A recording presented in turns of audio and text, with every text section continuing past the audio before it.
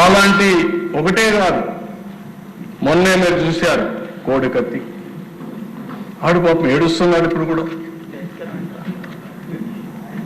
వాడు చెప్పాడు దేశ, అతను కోడికత్తి అయితే చెప్పాడు, మీ జిల్లాలో జరిగింది అని చాలా స్పష్టంగా చెప్పాడు. నేను అభిమాన్ని, ఆయనకేదో సింపతి రావడం నేను డ్రామా చేశానంటే కడాన అతన్ని శాశ్వతంగా జైల్లో పెట్టే పరిస్థితికి వచ్చారు.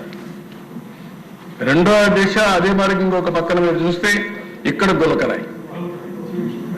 ఎలక్షన్ ముందు నేను హైదరాబాద్ పోయాను అన్ని చూసుకొని పోతూ అంటే మా వాళ్ళు ఏం చేయాలి సార్ అంటారు. అంటే సింపతి వచ్చేస్తుంది ఎలక్షన్ ముందు. ఏంటి డ్రామాలు ఏంటి? నా జీవితంలో చాలా మంది రాజకీయ నాయకులతో నేను పోరాడాను, కానీ ఇలాంటి రాజకీయాలు నేను ఎప్పుడు చూడలేదు దేశ. ఇప్పుడు నాకు కొత్త, కానీ నాకు ఒక బాధ్యత ఉంది.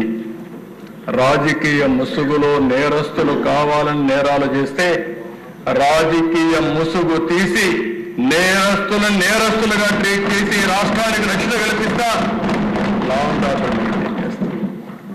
ఇష్టానుసారంగా చేయొద్దండి. మెయిన్ స్ట్రీమ్కి రండి, మెయిన్ స్ట్రీమ్లో పనిచేయండి, ప్రజల కోసం పోటీ పడండి. మేమేమైనా తప్పులు చేసి చెప్పండి, వింటాం, సరి చేసుకుంటాం.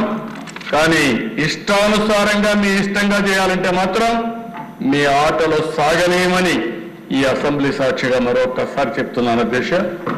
అందుకే రౌడీల కోసరం, ల్యాండ్ గ్రాబర్స్ కోసరం, ఎవరైతే సంఘ విద్రోహ శక్తులు ఉన్నారో వారి కోసం చెప్తున్నా, ఈ రెండు చట్టాలు మీ గుండెల్లో రైళ్లు పరిగెత్తే విధంగా అమలు చేస్తామని చెప్పి మరొకసారి తెలియజేసుకుంటూ, నాకు ఒకే కోరిక, నా ఆలోచన ఒకటే, రాష్ట్రంలో శాంతి భద్రతలు పరిరక్షించాలి.